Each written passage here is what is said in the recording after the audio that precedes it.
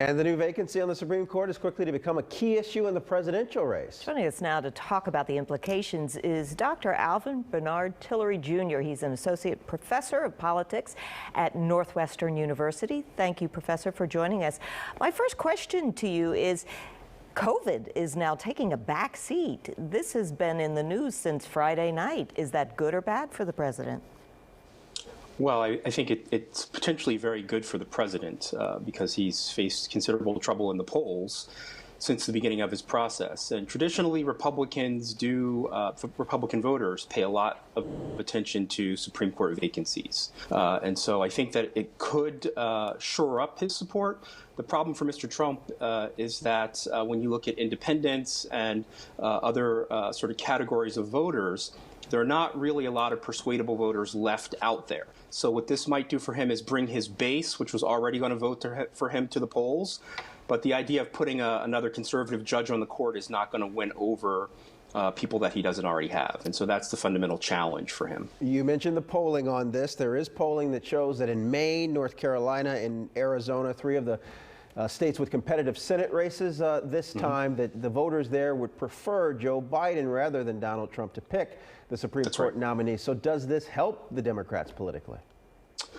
I think politically it could very well help the Democrats. So this election is a change election, not just in the sense of wanting to shift power, but it's really going to be an election where demographic change is going to matter. And so what we know is that the younger that we get in the age category with millennials and Gen Z voters, the less support there is for the Republican Party. And so it might very well be that the loss of Justice Ginsburg is going to convince millennials and Gen Z voters who've never voted before to turn out to the polls. I'd like to add also that Justice Ginsburg was a cultural figure among young people, the nickname RBG.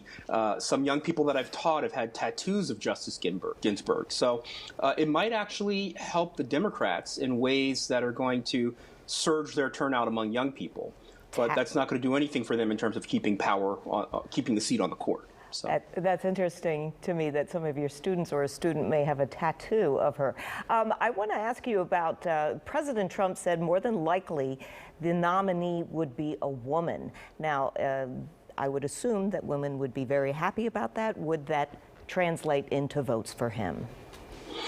Well, I think it's going to depend on what the woman's values are. I mean, I think, you know, the reproductive rights and issues of women's equality, that's the hallmark of Justice Ginsburg's career. The simple way to sum up her legacy is she is to women's rights what Thurgood Marshall was to rights for African Americans and for racial minorities in this country. And so replacing Justice Ginsburg with a woman who is hostile to the issues that Justice Ginsburg fought for is not necessarily going to help Mr. Trump close the gap with women voters. And so who the woman is going to matter more than anything. And these next few weeks certainly will matter for the future of our country. Thank you so much, Dr. Alvin Bernard Tillery. We appreciate you. Thank you.